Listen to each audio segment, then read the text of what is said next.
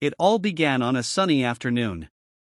The streets were alive with people rushing about, headphones in, coffee cups in hand, lost in their own worlds. I held a small sign that read, "Can you give me a compliment?" Honestly, I wasn't sure what to expect. Would people laugh? Ignore me?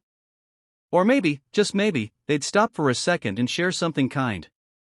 The first person who approached me was a young college student. She looked at me, hesitated, then smiled. She said, "You have kind eyes, the kind of eyes that make people feel safe." I don't know why, but those words hit me harder than I thought they would. Kind eyes. Something so small, yet it made me realize how even strangers notice parts of us that we often overlook. Next, an elderly man stopped, leaning on his cane.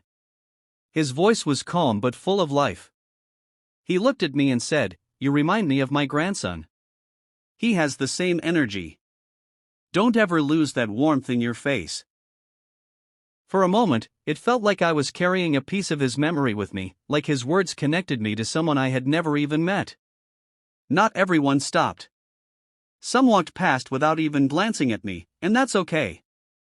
I wasn't there to demand kindness, I was simply hoping for it. But when someone did stop, their words carried a weight I didn't expect. A compliment, after all, isn't just a few words, it's a reflection of how someone sees you, even for a fleeting moment. One woman, probably in her late 40s, paused with grocery bags in her hands. She looked tired but still gave me the warmest smile. She said, "You have a very comforting presence. Standing here with you feels peaceful." That compliment didn't just describe me, it described the kind of person I want to be, someone who makes others feel at ease. Then there was a little boy, maybe 7 or 8 years old, holding his mom's hand. He read my sign and whispered something to her. She encouraged him to say it out loud. With a shy grin, he said, "I think you look like a superhero." That made me laugh, but it also touched me. Because in the eyes of a child, sometimes just showing up and being kind is enough to make you extraordinary. As the day went on, more people stopped.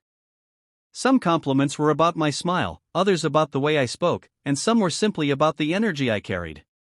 But each one reminded me of something powerful. Words have the ability to heal, to uplift, to remind us that we matter. By the time I wrapped up, I wasn't just holding a sign, I was holding dozens of little treasures, each compliment etched into my heart. It made me realize how little effort it takes to brighten someone's day. A simple kind word, spoken with honesty, can change everything. Walking back home, I thought about how often we keep compliments locked inside. We think them, but we don't say them. Maybe we're shy, maybe we think the other person doesn't need to hear it. But the truth is, we all need it. Sometimes one kind word is enough to carry someone through their darkest day. So here's what I learned: never underestimate the power of your words. If you notice something good about someone, tell them. If you see kindness in their eyes, or warmth in their smile, let them know.